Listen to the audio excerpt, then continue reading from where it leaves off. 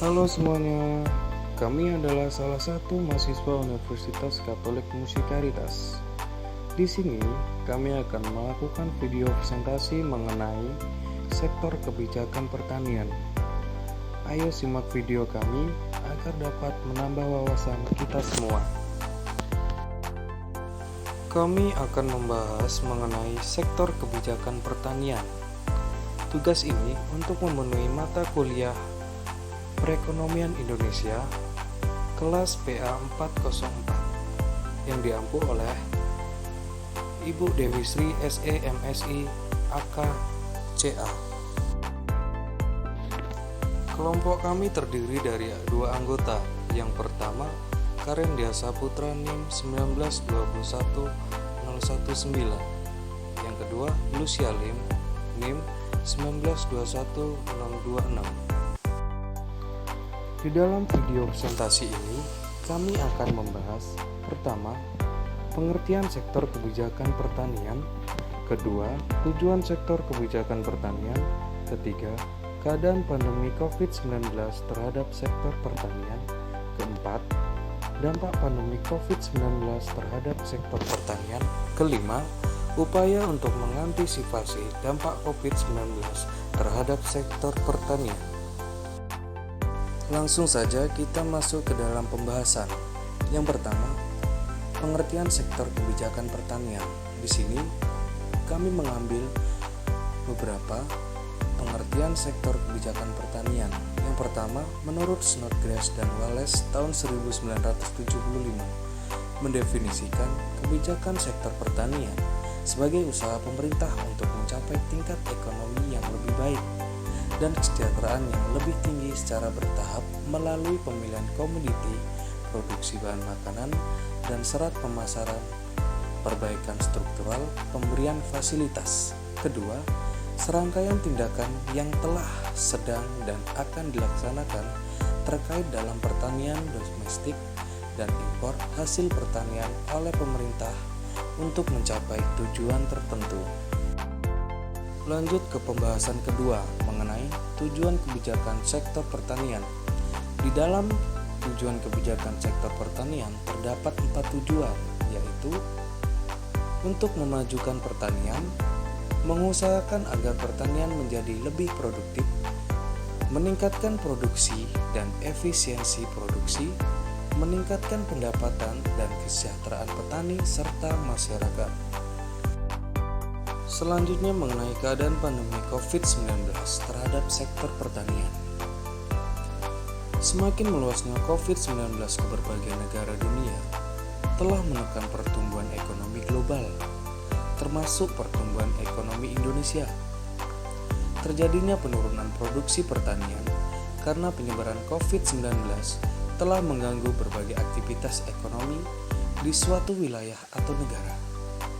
Selain produksi pertanian primer, produksi industri pangan juga mengalami penurunan, seperti industri beras, industri gula, dan industri pangan lainnya. Kemudian, slide selanjutnya, yang keempat, dampak pandemi COVID-19 terhadap sektor pertanian. Semakin meluasnya penyebaran COVID-19 ke berbagai negara di belahan dunia, termasuk Indonesia, yang salah satunya berimbas juga pada sektor pertanian. Penyebaran COVID-19 ini membawa dampak ekonomi terhadap sektor pertanian Indonesia. Dampak ini bisa dianalisis melalui 3 skenario, yaitu yang pertama, turunnya produktivitas tenaga kerja.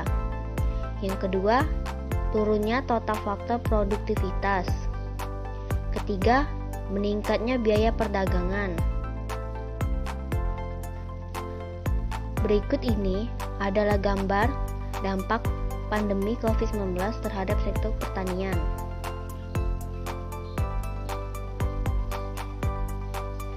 Dampak pandemi COVID-19 terhadap sektor pertanian. Dari hasil analisis dampak ekonomi penyebaran COVID-19 terhadap sektor pertanian di Indonesia, menyatakan bahwa pertumbuhan ekonomi Indonesia akan mengalami perlambatan dan menyebabkan produksi pertanian akan turun dengan besaran yang berbeda pada setiap skenario.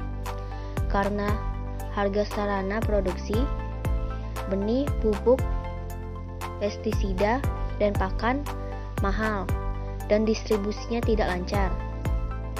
Kebutuhan pangan kadang meningkat karena panik buying, dan masyarakat menyetok pangan lebih dari biasanya untuk persediaan.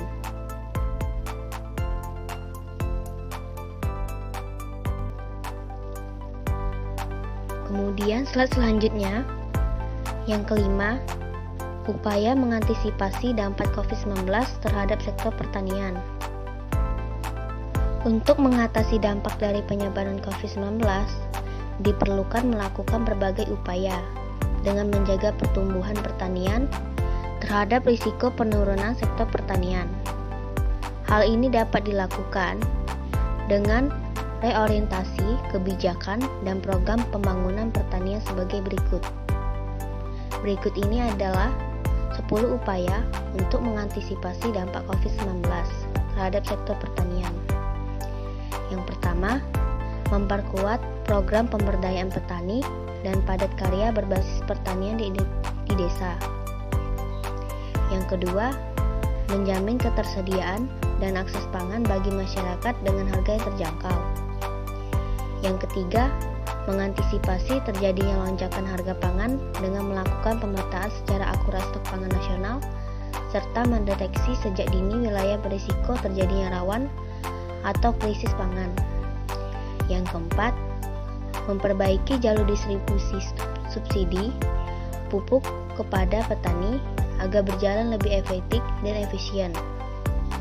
Kelima, mengakselerasi peningkatan jumlah petani penerima KUR atau kredit usaha rakyat dengan menyederhanakan mekanisme dan persyaratan penyaluran KUR. Keenam, memberikan stimulus atau insentif kepada petani dalam menjaga dan meningkatkan produksi pertanian di tengah ketekanan penyebaran COVID-19 yang semakin luas. Ketujuh, mengawal ketat stabilisasi harga pangan baik di tingkat petani maupun konsumen dengan disertakan meningkatkan kegiatan pasar murah atau subsidi pemerintah untuk rumah tangga serta UMKM sektor pertanian. Dan yang terakhir, memperkuat ekspor pertanian Indonesia di tengah pandemi COVID-19 melalui peningkatan nilai tambah dan daya saing, mengoptimalkan negosiasi perdagangan, serta perluasan pasar ekspor ke negara non-tradisional. Berikut ini adalah sumber referensi kami yang kami ambil untuk bahan materi video kami. Baiklah, sekian penjelasan video materi dari kelompok kami. Jangan lupa untuk di like, comment, and share. Terima kasih.